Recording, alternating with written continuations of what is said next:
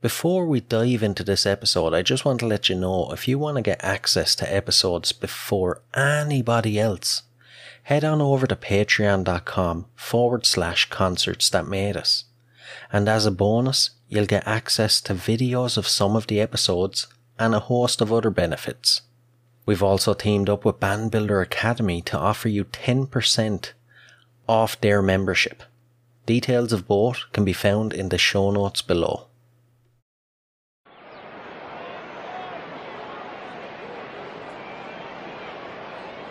Is everybody in?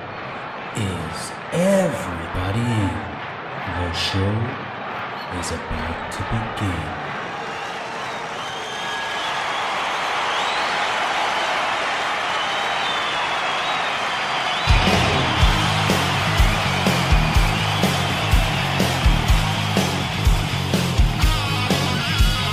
Welcome to the podcast, Concerts That Made Us. Interviews and stories, tales from the bus. We love taking you back to when it all went down. The greatest live shows and that cheering crowd sound. It's concerts, concerts that made us, concertsthatmadeus.com. This is JD Reynolds, and you are listening to Concerts That Made Us. In the halls of our high school, locking eyes for the first time, I was mesmerized. You had it all going on. You were rebel strong with a heart of gold that shone so bright. Lit up my life. It took us all of a second to fall, but our folks wouldn't listen. They didn't get it. They lectured us every minute. 'Cause we might have been young, but we knew it was love. You stood up to our folks and you said, I don't care if I don't own a house, I've got plenty of time for that. I don't care if I don't own a yacht, nothing like summer on the river, floating on your back. Who cares if I don't own a car? I can easily hitch to where you are. Only one thing I'd love to own, a little piece of your heart to call my own. It's a moment I cherish, a story one day we'll tell our kids. Mom and Daddy found their happiness. Ask me the meaning of life and I'll tell you. I found it back in our high school hall when I let my heart feel it all. It took me all of a second to know that you were my person, my forever, my flesh and blood ever after. 'Cause we might have been young, but we knew it was love. I stood up to my mom and I said, I don't care if I don't own a house, I've got plenty of time for that. I don't care if I don't own a yacht, nothing like summer on the river, floating on your back. And who cares if I don't own a car? I can easily hitch to where you are. Only one thing I'd love to own, a little piece of your heart to call my own. Took all of a second to fall, but our folks wouldn't listen. They didn't get it. They lectured us every minute. You've got to graduate and go to college and get a job, make some money. We showed them what our love could bring. We did everything our way. Now we own a beautiful house. We had plenty of time for that.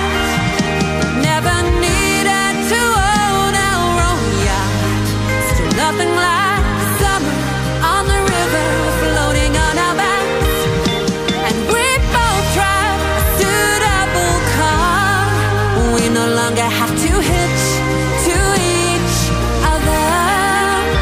Only one thing we love to own, a little piece of each other's heart to call our own.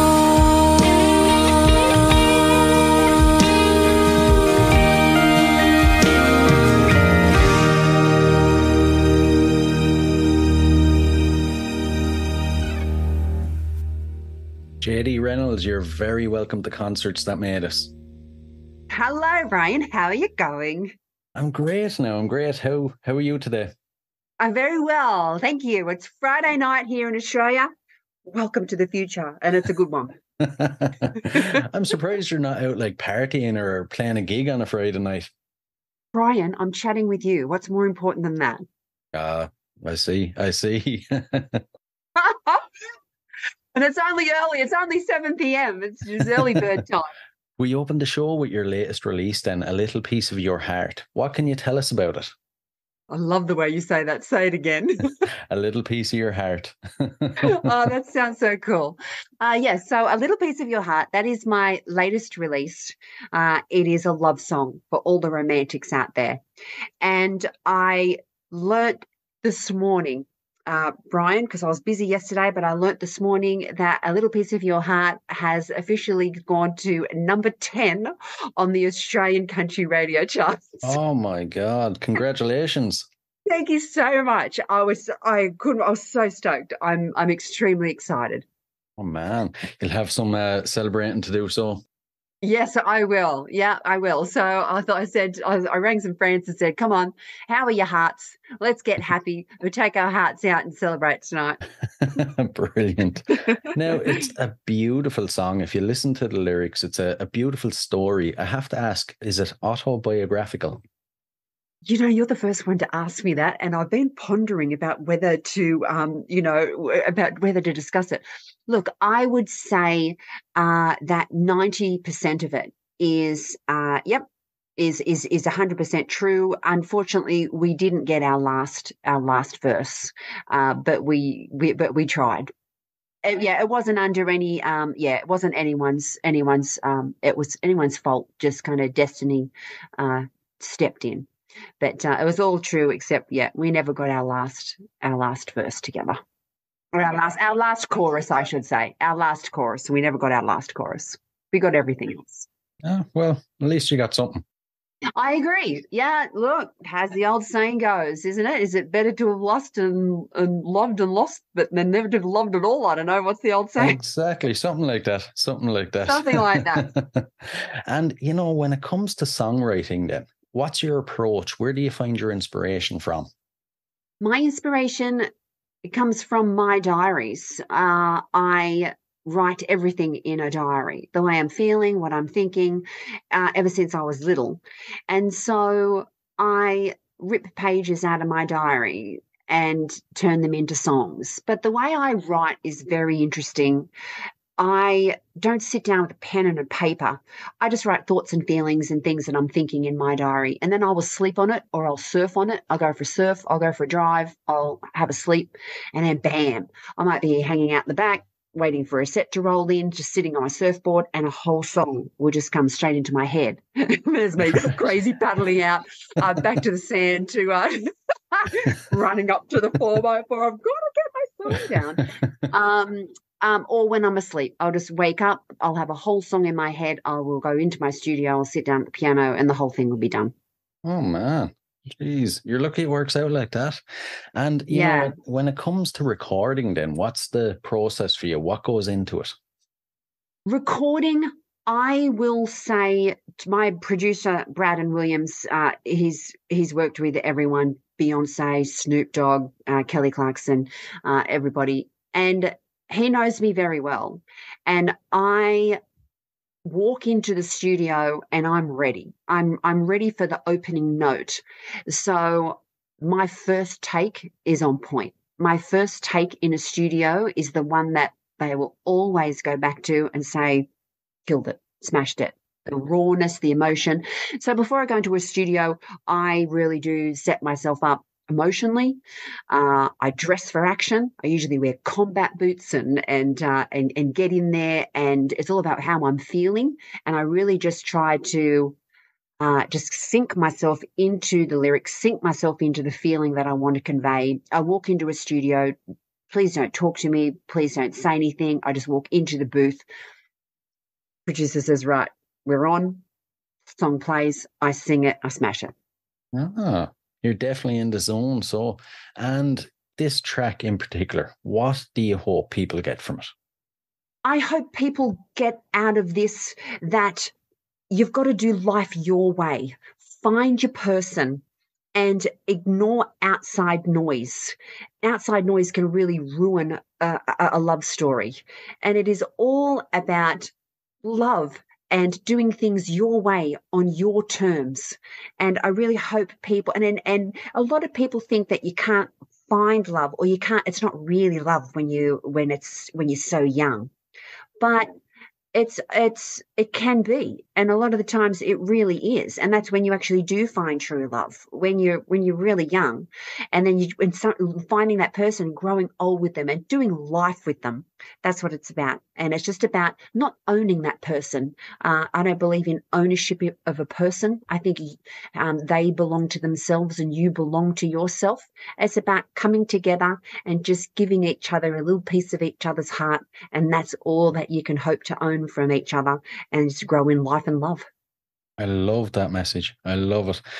Question just popped into my mind. I have to ask you then. Do you believe that it's already pre-written, that there's somebody out there for someone? Yes, definitely. And I believe that there is more than one, if that makes sense. I believe that a lot of people do find the one, stay with the one, and that is their journey. But I don't want people out there who have loved and lost thinking that that was their one and that was their shot, because I don't believe in that. I believe that that was the one for that period of your life. That was the one that was sent to you to heal you, to love you, to shape you, to make you feel love. And if that doesn't work out, that's okay. All right. And then destiny will move you on to the next chapter. And in that next chapter of the book, that's where you'll find the one. And then if that chapter doesn't work out, y'all, chin up. Next chapter is just a page turn away. Brilliant philosophy. Absolutely brilliant. And at this stage, so we'll dive into your musical history to give the listeners a sense of where you come from. So might be a bit of a tough question now, but if you can you remember your earliest musical memory?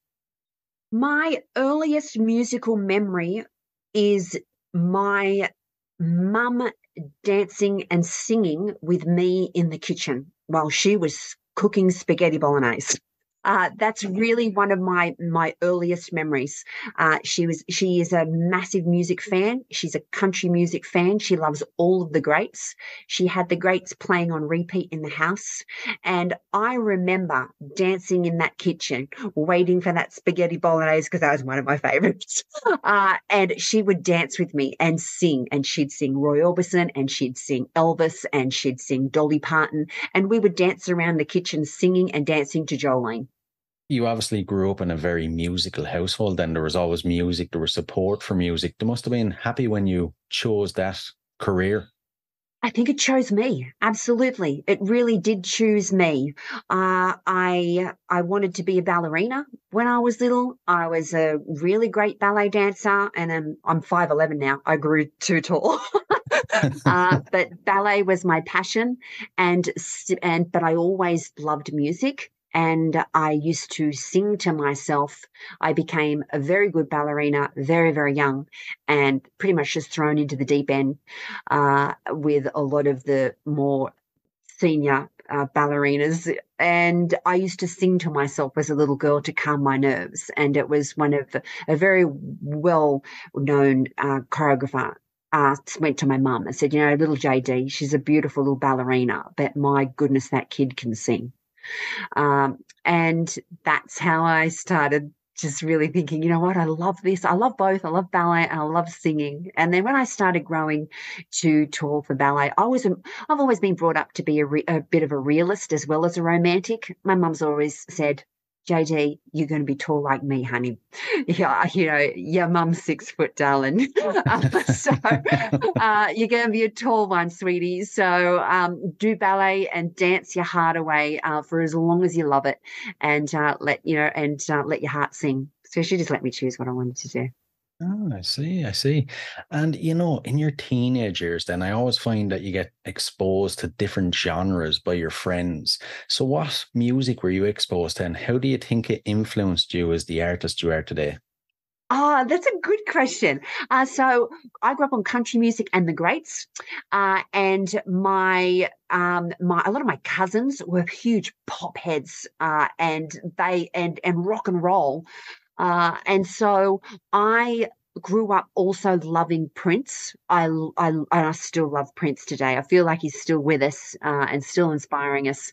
I think that what Prince and country music have in common is just great storytelling. I love the storytelling that Prince tells us, the stories that he tells us, just wrapped in this awesome Prince pop vibe. Can't even explain it. It's just Prince. It's just his, and so that was a great influence on me. And also Michael Jackson, the dancer in me really loved watching him. He has a lot of ballet moves in his dance. You can see the training that he puts in. So that was a great influence on me as well. So pop. I loved those two artists, as well as my country artists and my greats. Growing up then, what was your local music scene like? Was it very vibrant? Was there always gigs to go to? Yeah, it was. Yeah, so my mum used to sneak me in as a little girl. It was really well known in the local community, and they loved her, and they said, look, JD just wants to pop in and just kind of sit at the back, or sit up in the rafters and watch this singer or watch this band. And I'm not going to drop any pubs names or club names because they let me in. I used to sit up in the rafters or in the lighting box, and I used to watch these bands and shows, and I didn't care who it was. I just loved watching people do what they love. The Australian country scene is something we don't really get exposed to over here in this side of the world. So what can you tell us about it? What is it like? It is raw, it is real, and it is a hell of a lot of fun. What you get is what you see. Everyone just sings with their big country hearts, and the country music fans over here are just the salt of the earth, beautiful human beings. And the country music scene is so happening here, and it's so vibrant, and there is a rawness in our storytelling that I can hear if an artist is Australian or not. There's a certain beautiful rawness to it. Right. And as an Australian artist, then what's it like trying to break into the country scene in the States? Well, I was fortunate enough I'm a 100% independent artist. So a lot of independent artists ask me, oh my God, I think my previous single, 8 Seconds, went to #1 on the Australian country music charts during Grammy week. Oh my God. And I was flabbergasted, couldn't believe it. I mean, you can imagine that is such an honor. And that is a big week of music. And so for my song 8 Seconds to sit there at #1, independent artists go, oh my God, like, how do you do it? I said, well, it's just me, and it's just my fans. And so breaking into this country music scene in America, you've just got to have people out there that just love you, and you've got to just love them back. And I'm very fortunate on social media. I've got such a gorgeous social media family. They're very, very supportive. They come from all over the world, but my highest percentage of fans come from the United States of America. And then it's Australia, and then it's Brazil. Brazil, really? Ah, yeah. I suppose though the States is kind of like the home of country music, really, when you think about it, It is, absolutely. Yeah, absolutely. Look, we've got a home of country music here, but if we're talking world world scale, yeah, absolutely. The USA, that's where it, I just keep on thinking of Willie Nelson and But we had a very similar artist out here, Slim Dusty. He was our Willie Nelson, and but yeah, definitely the USA is where it's at, and I'm just so grateful that they're just embracing me and my music, and I'm embracing them right back. Yeah. Do you think you'd ever make the move over there full time? Oh, totally. I totally would. I'll pack a guitar, a bag full of bikinis, and my surfboard. I'll just go. I don't think there's any surfing in Tennessee, but I'll find some pocket of water. But yeah, definitely. I could pack up. Yeah, pack up, and I think I view it as just packing up to do what you love. Yeah, true. I'm a dream chaser. And now the podcast is called Concerts That Made Us, so I can't get away without asking you, out of all the concerts you've attended in your life, what ones have made you? Oh, seriously? Okay, I think there was two.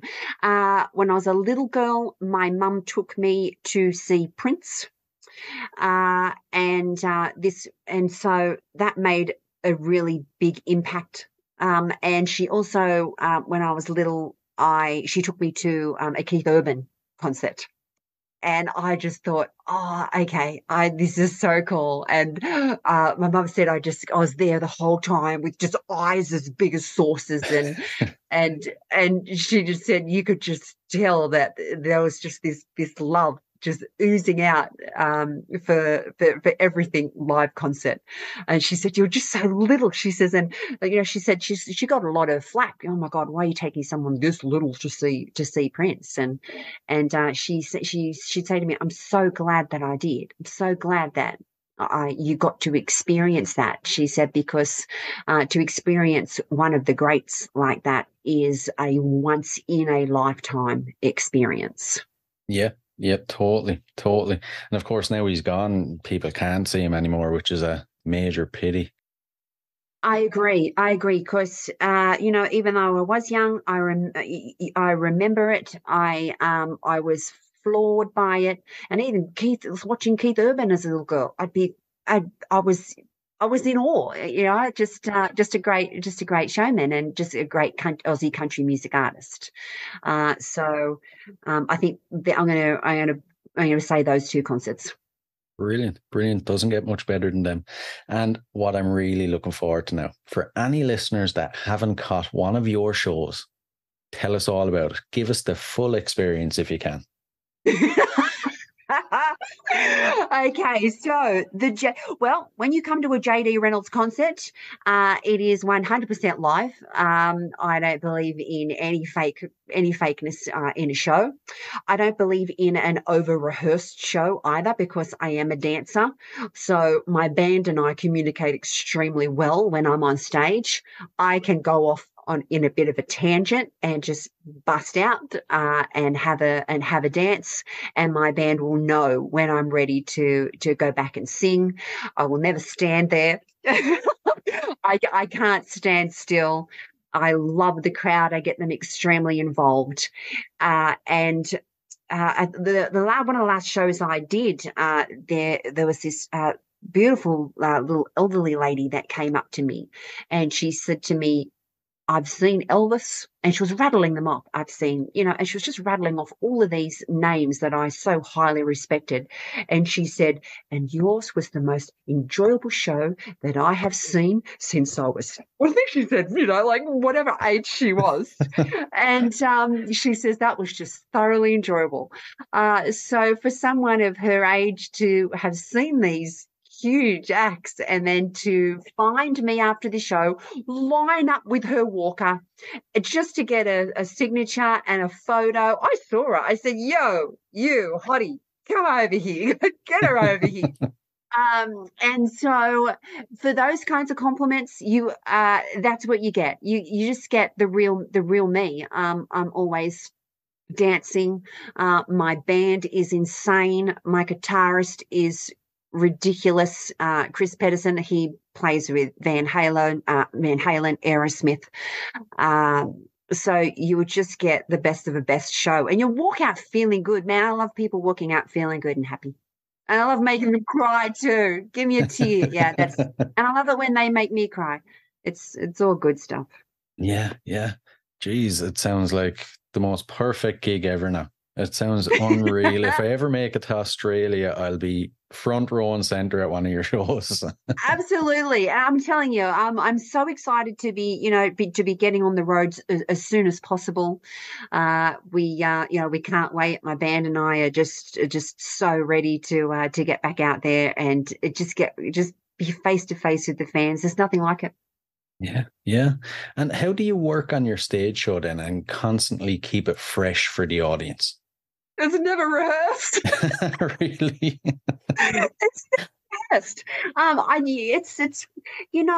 been to. I love going to concerts, and I make a point of trying to. I mean, it's so expensive now, but I make a point of trying to not go to just one. I'll try to go to two of the same concert, and I'm always disappointed on the second night.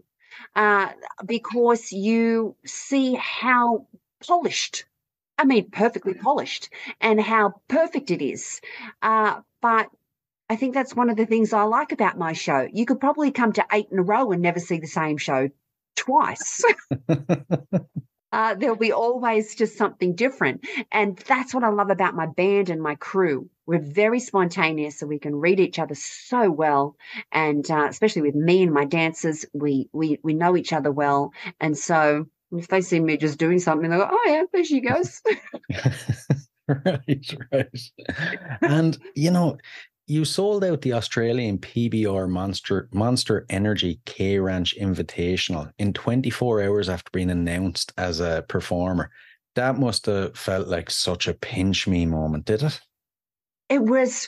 I was so proud. And I say that about myself a lot because I'm an artist. I'm very hard on myself. But PBR announced it. Monster Energy announced it. Their fans all over the world, like they're Monster Energy. They're monsters.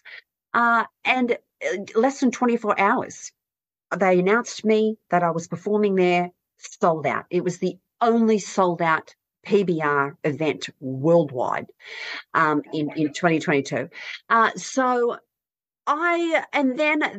PBR reached out and said, JD, can you please go onto every social media platform you've got and announce, we love you, JD Reynolds fans, we adore you. Thank you for calling us, but please, tickets are exhausted. There is no waiting list. And then this big rumor broke out that I was going to do a pop-up gig in the car park, and that caused havoc. And so then I had to jump back on socials and say, I am not doing a pop-up gig, y'all. There is security everywhere. I'm here. You're going to have to, there's literally semi-trailers blocking the entrance. Unless you've got a ticket, you can't get in. A couple of my fans, they reached out. And there was a couple of Queensland fans that said, we just bought scalpers tickets for $400 a pop just to come drive down and see you. And so I got on there saying, please don't buy scalpers tickets. I'm so worried about y'all. But fortunately, they got in, and man, it was a ripper of a night. It was packed. It was packed to the brim. And I got out there and mingled. I walked through the crowd and got mobbed and had a crash tackled by all the kids out there. And man, I felt right at home. Oh my God. What do you do after a show like that? How do you get on to the next big thing or look forward to the next big thing? What goes through your mind? I just look forward to the next minute. I look forward to the drive home. I look forward to going to a Macca's drive-thru and getting a Big Mac. And I'm a very positive person. I'm just hoping that I'm bringing a lot of joy into the world. And I take, I'm just taking one day at a time and one step at a time with my country music career. And I am 100% independent artist. I mean, it's just me and my fans. So to feel that love from them. Oh, I can't explain it, Brian. They've got a little piece of my heart, man. Brilliant. And, those moments before you step on stage, what's your pre-show ritual? And then afterwards, how do you calm yourself down? A pre-show ritual. Before PBR, I was just talking to all the athletes, and I was speaking to them about their PBR journeys, their injuries, because 8 seconds I dedicated to the professional bull riders and those who love them. And I knew how devastating the sport can be for a lot of people. And these guys are out here riding with broken ribs and broken wrists, and and they are so inspiring. The number one Australian bull rider, he was sweet enough to co-star in my 8 seconds music video, and I literally spent the time just chatting with Aaron and about the world of PBR and just putting things into perspective. And then what really just settled me before I went on stage was listening to the Cowboys' prayer that they say before each PBR event. And that just puts things into perspective for me. And for me, it was just about getting out there, being myself, bringing joy, and really just allowing everyone who came out to see me just to feel the love from me, which I'm pretty sure they did, because, got out there and just did my thing. Sounds like it. And when it comes to your career then, how do you measure success? I measure success. This is an interesting question, because when I had my number one with 8 seconds, someone asked me, what is a number one song to you? And I said, as long as it's number one in the hearts of my fans, that's a number one song.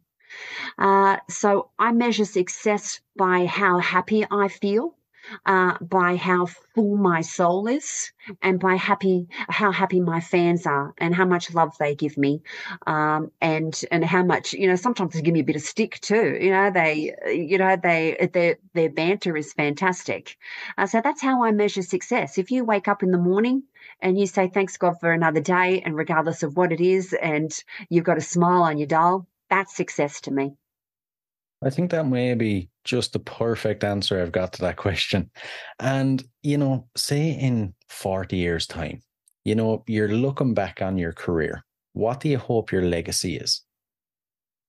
I hope a little piece of your heart is on so many wedding videos, and everyone looking back and looking at their weddings on the happiest days of their lives.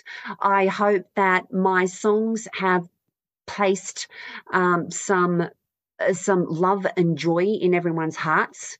And I hope that my songs trigger beautiful memories, sad memories, happy memories. I hope it just triggers memories, because life is about collecting memories. It certainly is. It certainly is. And before we get on to the last couple of questions then, future plans, new music, big gigs, tell us all about it. Yeah, let's do it all. So definitely new music. I'll get, I've got some crackers of some songs, working on a full-length album for next year, which will be exciting. Got some crackers of some singles to release in the meantime. So I'm looking forward to seeing how my fans receive those. I love working on everything about the music, the covers. One of my fans said, I look forward to your covers, your artwork, just as much as I look forward to your music. And that was a huge compliment, because for me, growing up as a little girl, I loved that too. Like the cover and what is it going to be, and so I loved that compliment. So I'm looking forward to getting some new music out. I'm looking forward to getting on stage. I'm looking forward to coming back to the United States and getting on stage with my fans, and let's just have a big JD get together. Sounds brilliant. Sounds brilliant. Right, we'll dive into the last few questions. So these are a bit tricky. If you could see any performer from history in concert for one night only, who would it be? Oh, Does it include a headliner? Just like a okay, like a support act. Can I have a support act? Yeah. Okay, so I would love to go to an Elvis concert. I would love to then go to and then have Prince come out, and then Michael Jackson come out, and Roy Orbison and Johnny Cash all come out, and just all together. They're going on tour together, and that's the concert that I want to go to. You know, it wouldn't get much better than that. Would it? Could you imagine the size of the stadium they'd need to put them in? Nope. It'd be endless, and I wouldn't care if I could see it on a monitor and I was 2 states away. I'd still go. Yeah. And the next one. So, if you had to spend 24 hours locked in a room with any musician from history, who would it be? Ooh, this is a good one, Brian. I'm going to say Mozart. Really? Oh. Yeah, I think there is something intriguingly stunning about classical music. I think that they classical music writers, especially from that genre, were just on a whole different wavelength. And being I play piano, so I think that would be. I know it's a weird choice, and I've actually never thought about it, but I'm pretty sure that's who it would be. Yeah, that's a good one, actually. I think that might be the first time I've heard Mozart mentioned as an answer. I think it would be. How intriguing would it be? Oh, definitely. Imagine the questions you'd have for him, or even just sit there and soak it up. Imagine the outfit he'd have on. True, yeah. So, okay, you know this D-7. Can you just help me just kind of stretch my fingers here? Can you imagine? Yeah, I think that's who I'd choose. That was a really random question, and that was the first thing that popped into my head.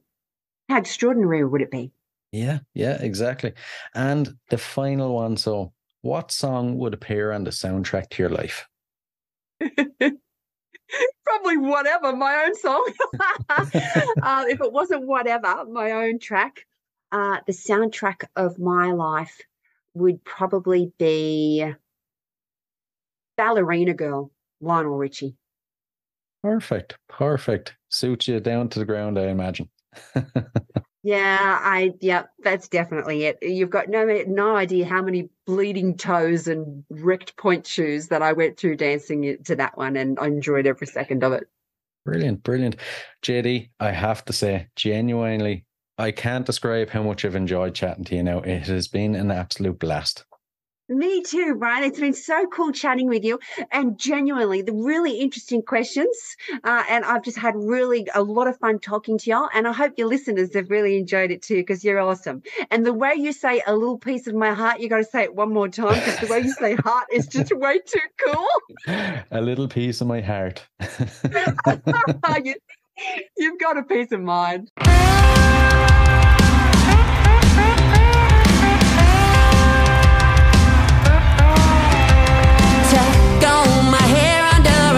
Cab. No heels, no skirts, no dresses, no none of that. Boots and jeans and t-shirts will be just fine.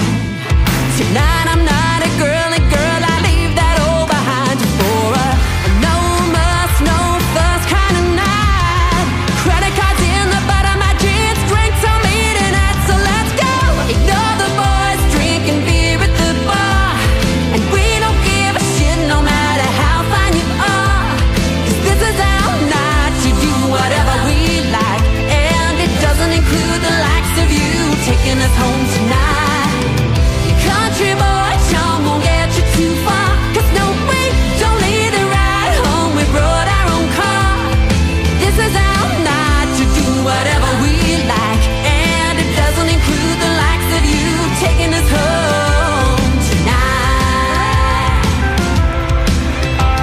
Stare all you like, we don't care how we look. It's all about how we feel, and we're feeling good. This is what I call a great one-night stand. Just me and the girls on the bus, after booze and the killer friggin' band. This is a no muss, no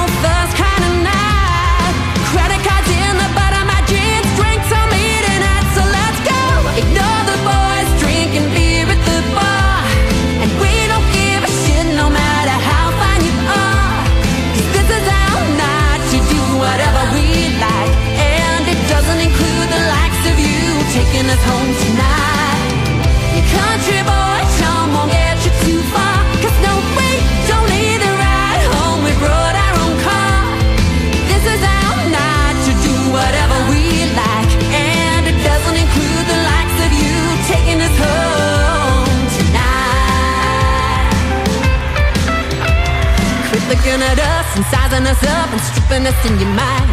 Are you looking at stealing my credit card? Are you checking out my behind? Whatever.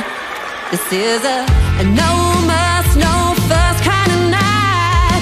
Credit cards in the butt of my jeans, drinks on me tonight, so let's go. Ignore the boys drinking beer at the bar, and we don't give a shit no matter how fine you are. 'Cause this is our night to do whatever we like, and it doesn't include the likes of you taking us home tonight. Your country boy charm won't get you too far, 'cause no, we don't need a ride home, we brought our own car. This is our night to do whatever we like, and it doesn't include the likes of you taking us home tonight.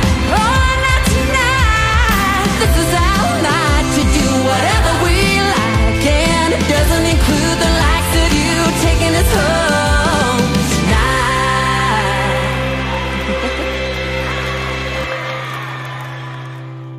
Hey guys, I really hope you enjoyed this episode. If you did, please rate and review us on iTunes and Spotify.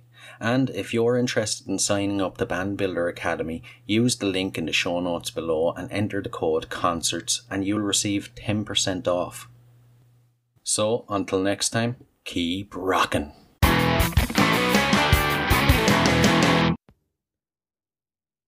Hey, what are you guys still doing here? The show's over. It's over. You can go home. Go on. We'll see you next time. We'll be here.